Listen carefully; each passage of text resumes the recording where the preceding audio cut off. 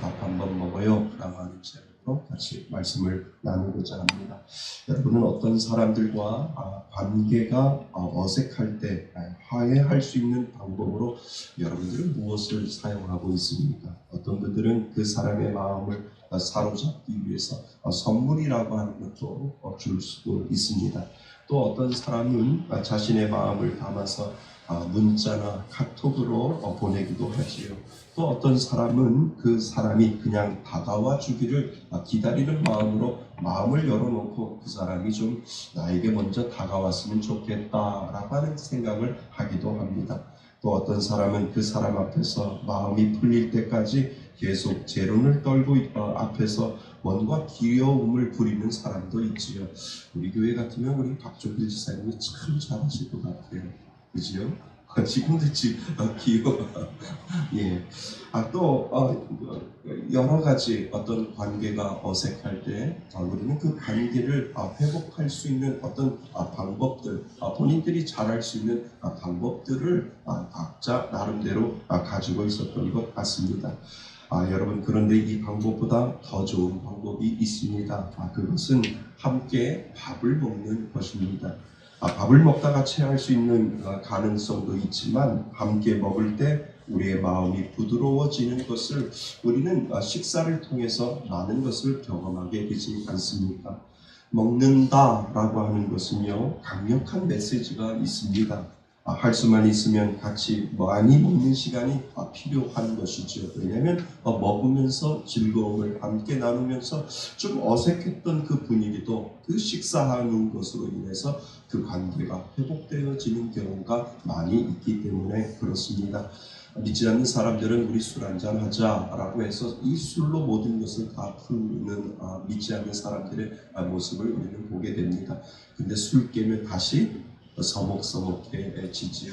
근데 믿는 사람들에게 가장 좋은 것은 같이 좀 어색해도 식사를 같이 하는 것이 좋지 않겠는가라고 하는 그러한 생각을 하게 됩니다.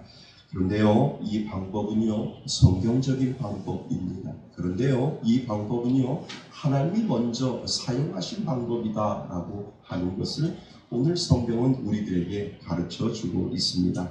오늘 우리가 그 사실을 본문을 통해서 우리가 발견해 보아야 합니다. 우리가 아까 읽었던 10절 말씀 있잖아요. 10절 말씀을 다시 한번 우리 읽어봤으면 좋겠습니다. 10절입니다. 시작. 사랑은 여기 있으니 우리가 하나님을 사랑한 것이 아니요 하나님이 우리를 사랑하사 우리의 죄를 속하기 위하여 화목제물로 그 아들을 보내셨습니다.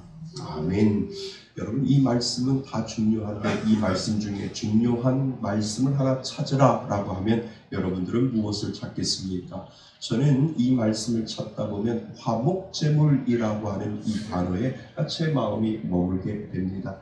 화목제물, 하나님께서 그의 아들을 화목제물로 보내셨다라고 말씀하시고 그리고 예수님께서 화목제물이 되셨다라고 말씀하시는데 그렇다면 과연 이 화목제물이라고 하는 것이 무엇인가? 라고 하는 것을 우리는 먼저 살펴보아야 합니다. 우리가 화목제물이 무엇인지 알기 위해서는요, 화목제라고 하는 것을 우리는 알 필요가 있습니다. 구약에 보면 레위기서에 보면 5가지 제사가 나오는 것을 여러분들은 알고 있는 분들은 알고 있을 겁니다. 여러분들 중에 아시는 분도 계시겠지만 이것을 우리는 5대 제사라고 이야기를 하지요. 번제, 소제, 화목제, 속제제, 속건제 이렇게 이 제사를 5대 제사라고 해서 구약의 이스라엘 백성들은 하나님 앞에 이 5가지 제사를 하나님 앞에 드렸다라고 하는 겁니다. 그래서 이것을 외우기 위해서 번소와 속소, 번데기를 먹었더니 소화가 쏙쏙 잘 되었다라고 해서 이 5대 제사, 번소와 속소, 번제, 소제, 화목제, 속건제, 속제제 이렇게 5가지 제사를 구약의 5대 제사라고 이야기를 합니다. 그런데 여기에 화목제라고 하는 이 말이 여기에 나오지요. 화목제라고 하는 것이 과연 무엇일까? 이 화목제라고 하는 것이 화목하라라고 하는 의미가 그 안에 들어 있습니다. 그러니까 영어로 말하면 peace가 그 안에 들어 있고요. 또 fellowship이라고 하는 단어가 그 안에 들어 있습니다. 그러니까 동료들끼리 서로 화해하고 화목하고 화목하게 지내라 라고 하는 의미가 이 화목제 안에 들어있다라고 하는 겁니다. 이 제사는 다른 제사랑 앞부분은 다 똑같습니다. 그러니까 제사를 드리는 자가 제물을 가지고 와서 제단 앞에 드리면 제사장은 그 제물 앞에 안수를 하고 그리고 그 제물을 죽입니다. 그리고 그 제물을 피를 뿌리고 하나님 앞에 드리지요. 그러니까 이 제사는 이 5가지 제사는 모두 다 앞부분은 다 똑같습니다. 그러나 이 화목제는 다른 번제나 소제나 속건제나 속제제와 아주 다른 특징을 가지고 있다라고 하는 겁니다. 하나님께 제사를 드리기 위해 짐승을 죽이지요. 그리고 그 드린 자가 제물을 드리고 나서 제물의 상당한 부분을 자신이 도로 가져가고 있는 것을 이 화목제물이 가지고 있는 아주 특징 중에 하나입니다. 그러니까 오늘날로 말하면 하나님 앞에 헌금을 드립니다. 그런데 문을 나서는데 반 이상씩 이렇게 헌금 내신 것을 돌려주는 그러한 것처럼 이 화목제물이 내가 하나님 앞에 짐승을 드려서 다 죽여서 드렸지만 그것을 그 화목제물은 상당한 부분을 가지고 다시 집으로 가지고 가게 되어 있다라고 하는 겁니다. 대부분 다른 제사는 하나님 앞에 짐승을 죽여 다 태워드리고 또 하나님께 일부를 태워드리고 그리고 나머지는 그 제사를 집도했던 그 제사장님이 먹게 있는 것이죠. 그러나 화목제물은 그렇지 않다라고 하는 겁니다. 다른 제사는 제물을 가지고 온 사람이 그 제물을 가지고 가지 않습니다. 그런데 화목제물만큼은 하나님 앞에 제사를 드리고 난 후에 다시 많은 부분을 하나님 앞에 제사를 드리고 나서 그 부분을 집으로 가지고 갑니다. 여러분, 그래서 화목제물만이 가지고 있는 특징이 있습니다. 화목제의 특징은 뭐냐 하면 첫 번째는 새를 잡아서 그 제물로 하나님 앞에 드리지 않는다라고 하는 것이죠. 다른 제사들을 보면 새도 드릴 수 있는데 이 화목제는 소나 양이나 그리고 염소를 드리고 새를 드리지 못하게 되어 있습니다. 왜 새를 드리지 못하게 되어 있을까? 한번 생각해 보세요. 새를 화목제물로 드리지 않는 가장 큰 이유는 화목제물의 특징은 뭐라고 했습니까? 다 태워드리지 아니하고 집으로 가져간다라고 하는 겁니다. 그렇다면 새를 잡아서 그것을 하나님 앞에 드리면 집으로 가져갈 수 있는 것이 얼마나 될까요? 새를 잡아서 하나님 앞에 드리면 집으로 가져갈 수 있는 것은 한 뭉치도 안 될 겁니다. 그러니까 새는 화목제물에 포함되지 않는 이유가 바로 거기에 있습니다. 그래서 화목제물을 하나님 앞에 드릴 때는 소나 양이나 염소를 하나님 앞에 드릴 수 있도록 그렇게 규정되어 있습니다. 그래서 화목제물은 다 태워드리는 것이 아니라 부분적으로 태웁니다. 화목제물을 드릴 때 하나님께서 취하시는 부분은 기름과 피라고 되어 있고 그리고 제사를 주관하는 제사장이 가지고 가는 것은 그 짐승의 오른쪽 뒷다리하고 가슴살을 그 제사장이 제사를 집도했기 때문에 그 제사장이 가지고 가게 됩니다. 그리고 나머지는 제물을 바친 사람이 다 가지고 가게 되어 있는 것이 바로 화목제물의 특징 중에 하나이지요. 이것은 아주 큰 특징입니다. 드린 제물을 다시 가져가서 가족과 친지와 이웃들과 함께 나누어 먹는 것이 바로 화목제물이지요. 그것이 바로 화목이고 화목제의 의미가 바로 거기에 들어있다라고 하는 겁니다. 그래서 나누어 먹는 의미를 생각하면 누군가가 화목제를 만약에 그 동네에서 하나님 앞에 화목제를 드렸다면 그날은 아마 잔칫날로 여기지 아니할까라고 하는 생각을 합니다. 왜냐하면 드렸던 제물을 다시 가지고 와서 베푸는 것이고 나누어 줄 수밖에 없는 그러한 상황에 있다라고 하는 것이죠. 요즘에는 결혼식이나 잔치를 벌여도 좀 각박하지 않습니까? 결혼식에 가면 식권을 나눠주지 않습니까? 식권을 가지고 있는 사람만 입장해서 밥을 먹을 수 있지만, 그러나 이것이 과연 진정한 잔치의 의미일까라고 하는 생각을 하게 됩니다. 원래 잔치는 누구든지 올 수 있도록 만드는 것이 잔치이지요. 누구나 다 축하하는 그 의미에서 그 잔치에 거지라도 오면 먹을 것을 베풀어 주는 것이 진정한 잔치의 의미가 그곳에 있습니다. 그러니까 모든 것이 이렇게 잔치로 끝나야 하는 제사가 바로 화목제다라고 하는 것을 먼저 여러분들 마음속에 기억해 두셔야 됩니다. 여러분, 이스라엘 백성들은 왜 하나님께 화목제를 드릴까? 그것은 여러 가지 이유가 있지만 감사해서 드리는 경우가 있고, 무엇인가 하나님 앞에 서원을 했는데 그 서원에 감사해서 하나님 앞에 드리는 것이 있고, 그냥 하나님이 좋아서 자원해서 드리는 것이 있습니다. 그래서 감사가 있고 서원이 있고 그리고 자원, 이렇게 세 가지 내용 때문에 하나님 앞에, 하나님, 나는 오늘 하나님 앞에 화목제물을 드리겠습니다 라고 하는 그 마음으로 하나님 앞에 화목제물을 드렸다라고 하는 것이죠. 그런데 화목제물을 드릴 때 아주 의무사항이 하나 있습니다. 가지고 가서 반드시 어떻게 해야 할 의무사항을 하나님께서 그 화목제물을 드리는 자에게 규정을 주었다라고 하는 겁니다. 그 의무 규정은 참으로 중요합니다. 이것을 지키지 아니하면 화목제물을 드려봐도 이것을 지키지 않으면 그것은 제사를 드리나 마나 한 것이고, 아무리 제사를 잘 드려도 이 규정을 지키지 아니하면 제사를 그러니까 지금으로 말하면 내가 이 자리에 왔는데 하나님이 규정을 해줬는데 그 규정을 지키지 아니하면 이 자리에 와서 하나님 앞에 예배를 드려도 예배 드린 것 같지 않고 하나님이 그것을 무효로 해버린다라고 하는 겁니다. 그러니까 하나님은 너희들이 화목제물을 드릴 때 이 규정은 꼭 지켜야 되는데 이것을 지키지 않으면 너희들은 그 제물을 드리나 마나 아무 소용이 없다라고 하나님께서 말씀하시는 구절이 있다는 겁니다.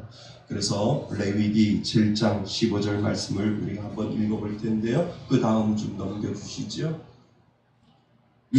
레위기 7장 15절에 보면 하나님께서 주시는 규정이 있습니다. 우리 한번 같이 읽어보겠습니다. 시작. 감사함으로 드리는 화목제물의 고기는 드리는 그날에 먹을 것이요 조금이라도 이튿날 아침까지 두지 말 것입니다. 아멘.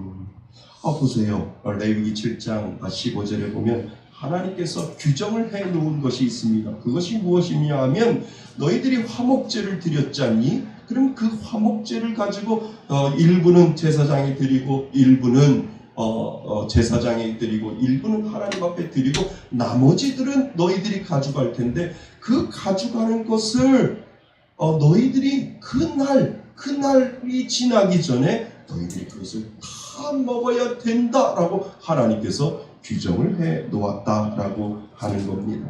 그러니까 화목제 중에 감사제 말고 서원이나 자원해서 하나님 앞에 드렸다면 그 다음 날까지 모든 것들을 다 먹어야 된다라고 규정이 되어 있습니다. 그러니까 우리는 지금 감사제로 하나님 앞에 화목제를 드렸던 그 사람은 그날 하나님 앞에 예물을 드리고 하나님 앞에 제사를 드리고 하나님 앞에 모든 것들을 드렸다면 그날이 지나기 전에 그 모든 것들을 다 너희들이 먹어야 된다라고 하는 규정을 하나님께서 지금 규정을 하고 있다는 겁니다. 그러면 여러분, 우리가 한번 생각해 볼 필요가 있지 않겠습니까? 이스라엘 사람들은 이 새로운 하루의 개념이 어떻게 되냐면, 해가 지면 그날이 끝나고 해가 지는 그날부터 새로운 날이 시작된다라고 규정이 되어 있지요. 그러니까 이스라엘 백성들은 해가 서쪽으로 지면 하루가 끝났다라고 하는 규정이 있습니다. 그렇다면 여러분 한번 생각해 보시지요. 하나님께 화목제물을 드렸어요. 어떤 사람이 하나님의 화목제를 드렸어요. 아침에 성전에 제물을 가지고 하나님 앞에 올라갑니다. 그 제물이 소나 양이나 염소든지 이 제물이 흠이 있는지 없는지를 검사를 받지요. 그리고 흠이 없으면 그 제물에 안수를 하고 제물을 잡습니다. 그리고는 그 제물에 각을 뜨지요. 그리고 기름덩어리는 불태우고 제사장이 목신 가슴살과 오른쪽 뒷다리를 떼어서 이제 모든 것들을 다 드리는 장면을 여러분들은 생각하셔야 됩니다. 그러면 시간이 얼마나 지났을까? 아마 충분하게 이 빨리 모든 것들을 다 해도 충분히 오전 시간은 다 지나지 않겠습니까? 소나 양이나 염소 잡는데 그렇게 쉽게 시간이 지나가겠습니까? 특히 그 큰 소를 잡아서 각을 뜨고 하나님 앞에 드릴 것은 드리고 제사장에게 드릴 것은 드리고 자기가 가지고 갈 몫을 챙기는 그 시간, 아마 그 시간은 짧지 않았을 것이다 라고 하는 겁니다. 내가 오늘 하나님 앞에 화목제를 드려야지. 그러면 아침 일찍 일어나서 그 소나 양소나 염소를 양이나 염소를 가지고 성전에 가서 모든 절차를 다 받고 하나님 앞에 다 드리고 나서 내가 그 취할 것을 가지고 왔다라고 하면 그 제사는 거의 오전 시간을 다 마치지 않을까라고 하는 생각을 하게 되지요. 제사를 드리는데 오전을 다 보냈다면 생각해 보시지요. 길어야 대여섯 시간밖에 남지 않았을 겁니다. 해가 지면 그 하루가 다 끝나는 거라며요. 해가 지면 너희들이 그 해가 지기 전까지 그 모든 것들을 다 먹지 아니하면 너희들이 드리는 그 제사는 아무 소용이 없다고 하나님께서 규정을 해 놓았다라고 한다면 여러분 5시간, 6시간 정도밖에 남지 않았다라고 하는 겁니다. 그러면 우리 소를 한번 예를 들어 보겠습니다. 소 한 마리를 잡으면 700kg에서 800kg 정도 나온다라고 합니다. 내장과 뼈를 다 출연해서 400에서 450kg 정도 살코기가 남는다고 하지요. 그 중에 오른쪽 뒷다리 가슴살을 제사장에 바치고 아마 남는 것은 몇 킬로? 300kg 정도 남겠다라고 하는 추측을 우리는 할 수가 있습니다. 300kg 정도, 얼마 정도 300kg의 살코기다라고 생각하면 얼마 정도 될까 여러분들은 상상이 됩니까? 제 몸무게가 좀 나갑니다. 그지요? 제 마음만은 좀 홀쭉하지요? 그런데 이 300kg라고 하니까 저 같은 사람이 3사람 반 정도 있다라고 생각하시면 됩니다. 머릿속으로 제 몸무게 계산하시면 안 됩니다. 그러니까 300kg가 좀 된다라고 하면 저 같은 사람이 3사람 반 정도 살코기를 하나님 앞에 제사를 드리고 그리고 나서 그것을 다 가지고 지금 어디로 가는 거예요? 집으로 돌아가고 있다라고 하는 것을 상상하셔야 됩니다. 그러니까 손으로 들지 않고 구름 하나 어떤 거에서 실어가지고 그 가족들이 하나님 앞에 제사를 드렸으니까 이제 이 300kg나 되는 이 살코기를 가지고 이제 집으로 가게 되는 거죠. 그러니까 300kg를 해가 지기 전에 5시간, 6시간밖에 남지 않았는데 그것을 어떻게 해요? 다 먹어야 됩니다. 그것을 먹지 아니하면 하나님이 그 의무 규정을 만들어 놓았는데 그 의무 규정을 지키지 아니하면 해가 질 때까지 그 300kg를 다 먹지 아니하면 너희들이 돈 들여가지고 드렸던 그 모든 소는 아무 소용이 없고 너희들이 드렸던 화목제물은 아무 소용이 없다라고 하나님께서 그렇게 규정해 놓았다라고 하는 겁니다. 그러니까 그날에 다 먹지 못하면 드리는 제사는 아무 소용이 없지요. 그러니까 성경에서는 그렇게 이야기합니다. 오히려 너희들이 그것을 해가 지기 전에 다 먹지 아니하면 너는 부정한 사람이야 라고 이 레위기서에 되어 있고 오히려 너는 그것을 그날 다 먹지 아니하면 너는 오히려 그 죄를 더 짊어지게 될 것이다 라고 하나님께서 그렇게 규정해 놓았다라고 하는 겁니다. 화목제 중에 서원제와 자원제는 그 다음날까지 먹을 수 있지만 그럼에도 불구하고 그 많은 양은 그 다음날까지 먹는다 하더라도 다 못 먹습니다. 저 같은 사람 살코기가 냉장고 안에 세 사람 반이 들어있다라고 한번 생각해 보세요. 이것을 해가 지기 전에 다 먹어야 된다라고 한다면 여러분 결론이 나오지 않습니까? 내가 친한 사람만 불러서 다 먹을 수 없습니다. 결국 내가 친하지 않는 사람, 때로는 그 사람과의 관계가 서먹서먹했던 그 사람, 그리고 내가 지금 다투었던 그 사람, 그리고 내가 그 사람과 관계가 절로 좋지 아니었던 그 사람까지 결국은 다 초청해서 결론은 먹어야 된다는 겁니다. 그러니까 지나가는 사람들도 당신 내가 본 적이 있는데 일로 와서 같이 한번 이거 먹어야 돼. 해가 지면 내가 드렸던 이 화목제물은 아무 소용이 없으니까 내가 미워하는 사람도, 내가 싫어하는 사람도, 내가 좀 꺼리끼는 그 사람까지도 다 불러서 이 300kg가 넘는 이 고기를 오늘 해가 지기 전에 다 먹어야 되는데 당신도 오고 너도 오고 다 와야 된다라고 하는 결론이 우리는 낼 수밖에 없다는 겁니다. 그래서 해가 지면 끝장이야. 해가 지면 끝장이야. 이 모든 것들을 다 먹어야 되는데 제발 나를 위해서 먹어줘 라고 하는 이 결론을 우리는 얻게 된다는 겁니다. 너를 위해서 먹는 것이 아니라 나를 위해서 먹어달라고 해야 하는 겁니다. 그리고 나서 서먹서먹한 관계에 있는 그 사람, 내가 옛날에 그랬는데 미안해. 그렇지만 내가 이렇게 하나님 앞에 화목제물을 드렸는데 너를 위해서 먹는 것이 아니라 나를 위해서 제발 먹어줘 라고 하는 그 간구하는 마음으로 이 300kg나 되는 그 살코기를 그 사람들과 함께 내려놓고 요리하고 그것을 다 소진해야 된다라고 하는 결론이 우리는 나눌 수 있다는 겁니다.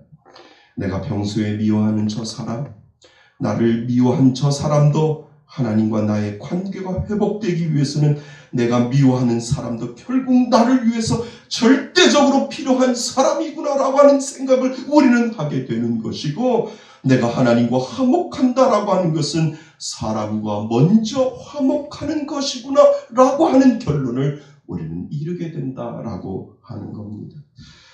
여러분, 그래서 화목제물을 히브리 말로 뭐라고 이야기하는 줄 아세요? 제바흐 살라민이라고 하는 이 히브리 말로 화목제물이라는 이야기를 하고 있습니다. 우리 한번 따라해 볼래요? 제바흐 살라민. 시작. 여러분들은 지금 히브리어를 지금 하고 있는 겁니다. 다시 한번 제바흐 살라민. 시작. 네, 어렵지요? 그래도 사실 때 한번 히브리어를 한번 해보시는 거죠.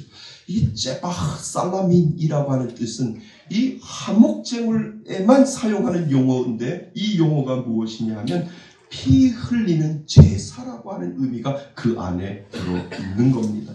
그런데 번제나 다른 제사도 피를 흘립니다. 그런데 왜 굳이 화목제물 안에만 제바흐 살라민이라고 하는 이 용어를 사용하고 있는지, 그것은 그 사람과 내가 화목하기 위해서는 내가 먼저 피를 흘리는 그 수고가 있어야만 이 완전한 화목제물이 이루어질 수 있다라고 하는 것을 우리들에게 가르쳐주고 있는 겁니다.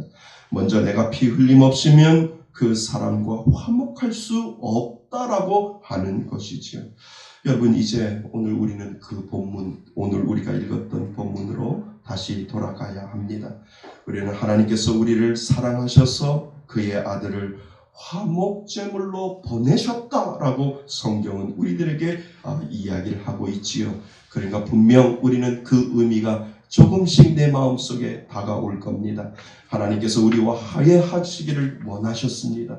하나님께서 우리와 화해하시기를 원하신다라고 말하면 하나님께서 우리에게 뭔가 잘못한 것을 있지 않을까라고 하는 그러한 생각을 하게 되지만, 오히려 우리가 하나님 앞에 잘못했지 하나님이 우리에게 잘못한 것이 없습니다. 그런데 하나님께서 먼저 우리에게 다가오셔서 내가 미안해, 내가 너하고 화해하고 싶어 라고 하는 그 손을 우리가 먼저 하나님 앞에 드린 것이 아니라, 오늘 본문에 보면 하나님이 먼저 오셔서 먼저 손을 내놓고 하나님께서 내가 미안해 라고 하는 그 말을 우리들에게 먼저 하시는 장면이 바로 오늘 우리가 읽은 본문입니다. 하나님께서 먼저 화해의 손을 우리에게 내밀고 계시는 것이지요. 하나님께서 먼저 화해를 원하셨습니다. 하나님께서는 우리와 화해하지도 아니해도 손해볼 것이 없는데 하나님께서는 오셔서 내가 미안해.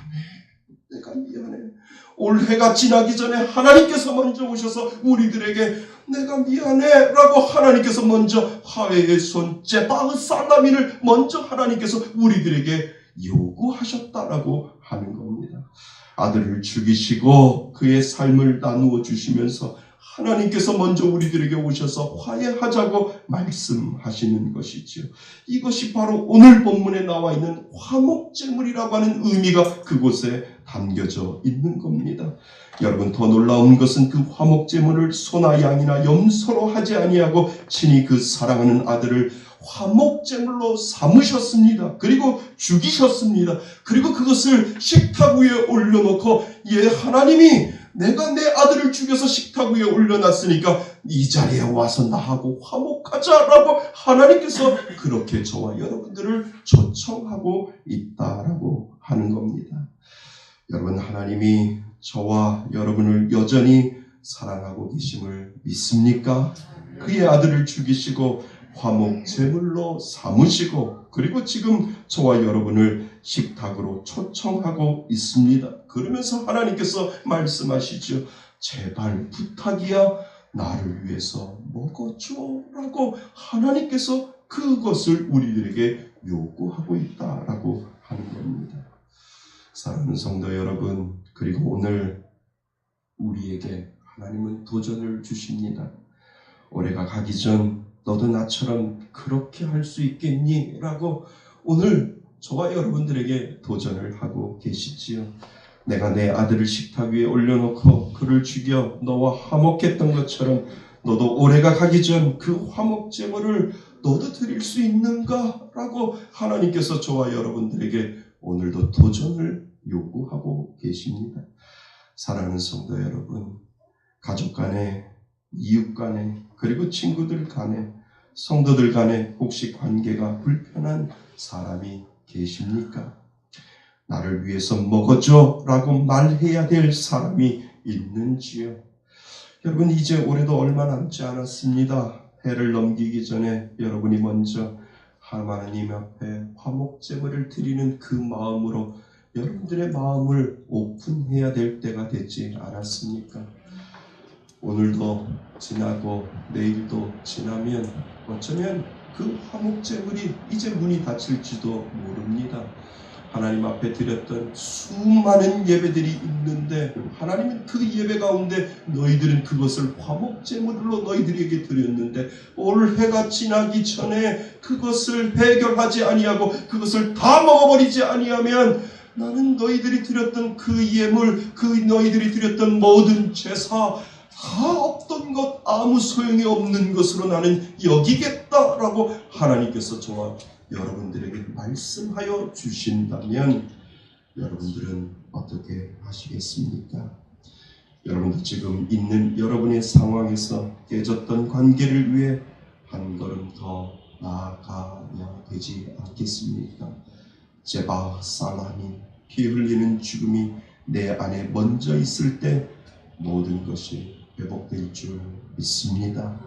예수님의 죽으심을 통해 하나님과 우리의 관계가 회복되었듯이 여러분이 미워하고 관계가 어색하고 서먹한 사람들, 가족인데도 서먹서먹한 관계가 있는 사람들에게 먼저 이야기를 해야 합니다.